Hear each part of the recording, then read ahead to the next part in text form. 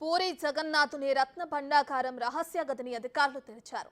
46 ఏళ్ల తర్వాత ఈ రహస్య గదిని ఓపెన్ చేశారు. గదిలో పెట్టెలు, అల్మారాల్లోని స్వామి ఆభరణాలను తాత్కాలికంగా స్ట్రాంగ్ రూమ్ కు తరలించారు.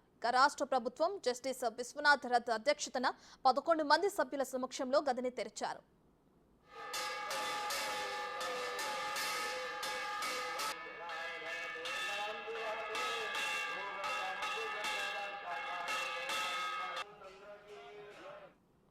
రహస్య గదిలో పెద్ద పరిమాణంలో 3 పెట్టెలున్నాయి. 2 కలపతో చేసినవి కావుగా మరొకటి స్టీల్తో చేసినది ఉంది. వీటితో పాటు 4 భారీ అల్మారాలు ఉన్నాయి. చిన్న కంటైనర్ తరహా పెట్టెలో స్వామివారి ఆభరణాలు ఉన్నాయి.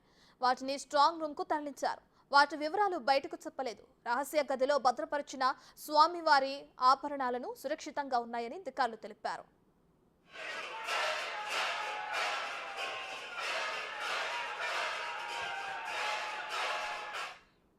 రహస్య గది నుంచి సొరంగ మార్గం ఉందన్న అంశాన్ని పరిశీలించలేదన్నారు అధికారులు.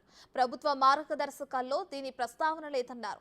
భండాగారం మరమ్మతులను పురావస్తు శాఖ చేపడుతుందన్నారు. సొరంగ మార్గం మరిన్ని రహస్య గదులను లేజర్ స్కానింగ్ ద్వారా శోధించాలంటే ప్రభుత్వ పర్మిషన్ ఉండాలన్నారు.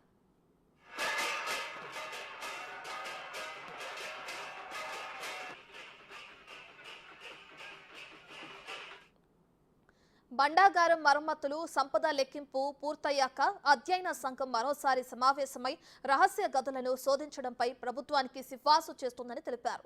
గదిలో ఉన్న సంపదను సాయంత్రం వరకు దశల వారీగా స్ట్రాంగ్ రూమ్లకు చేర్చారు. సంపదను తరలించే సమయంలో గట్టి పోలీసు బందోబస్తు ఏర్పాటు చేశారు. ఉదయం నుంచి భక్తుల ప్రవేశాలు నిలిపివేశారు. ముందు జాగ్రత్తగా ఆలయం లోపల స్నేక్ హెల్ప్ లైన్, ఓడ్రాఫ్ జవానులను సిద్ధంగా ఉంచారు అధికారులు.